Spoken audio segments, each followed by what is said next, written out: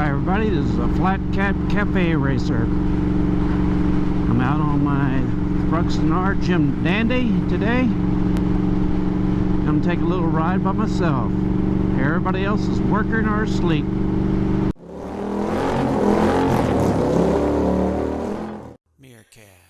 One of the topics I was thinking about for today's ride was I was watching a Motobob video on KTM 1290 Super Duke the other day, and I was reading through the comments and I was noticing that a few of the people that had the Super Dukes were complaining about the reliability of the bike. And I did a few months ago, I did a series on 13 different brands as far as the number of recalls they've had and how many complaints they've had over the last 5 years. And KTM did not do that badly on the number of recalls, but they had by far the highest percentage of complaints to recall. They had 256% more complaints than they had recalls, which lets you kind of know that they're really not doing a whole lot with the problems they have. And they're letting customers find the problems.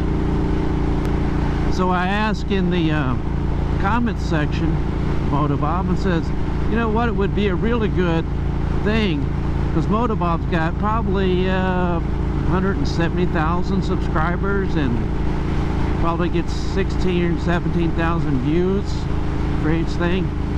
It'd be nice if somebody like him would send out a little survey on the experience, good or bad, that riders have had after they bought a particular brand or model, and kind of collate that data. Consumer Reports did one back in 2015. They had about 11,000 people submit what they had. But unfortunately, they said in the first 4 years of ownership, have you had a major problem? But they did not define what a major problem was. So a major problem to a BMW owner might be that his reflector fell off, whereas a major problem in a Royal Enfield might be his front end broke. So unless you define what a major problem is, it can be kind of counterproductive.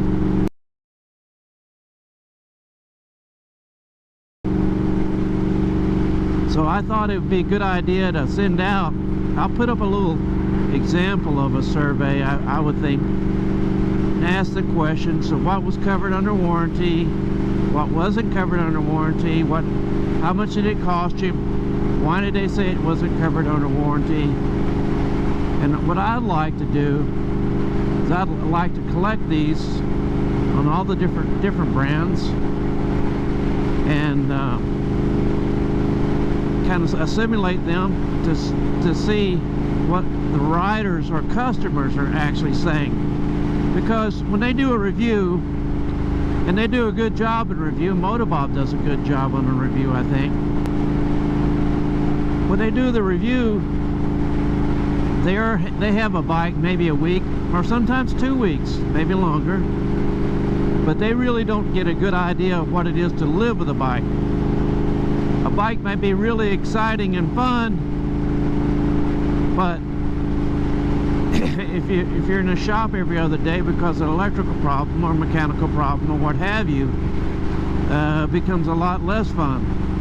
And you may not see that, or they may not see that during the review covering a week or two. Customers know more about what the bikes are to live with. You know, the review is very important, but actually living with the bike is more important. And I understand why they can't or won't be able to do those. They don't have the time to do those or gather the information.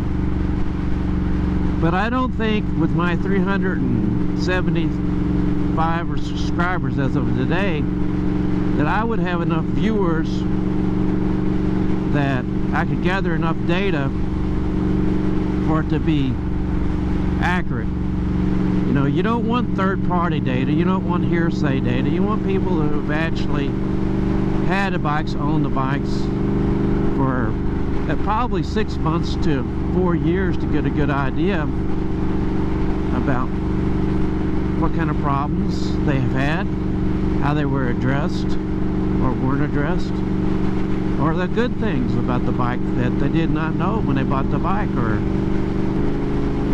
it may confirm what people hear about the bikes, but it may also dispel those things as rumors. The Consumer Report thing is 2015, and that's real. That's old. That's 7 years old now. I did the recalls from 2016 to 21, kind of taken off from that. But the recalls are just another thing that will suggest issues and how things are being dealt with. But I'd like to gather those up. I could do it myself, but I think I'd need people with, you know, 20,000 plus subscribers and viewers to kind of help get the word out. I think it'd be very interesting for people to know, because you as customers, when you see the review, yeah, it looks good, it sounds good, it handles good, it performs well, but really, what is it to live with? And that makes a big difference. So I'd like to find out what you guys think. Maybe an approach, maybe questions to ask that I didn't ask. Hopefully I can I'll put a little Excel, I think, spreadsheet with some questions. Some of them might be yes or no, but some of them have to be descriptions, you know, what kind of mechanical issue you had. Did you have an electrical issue? Was it something else?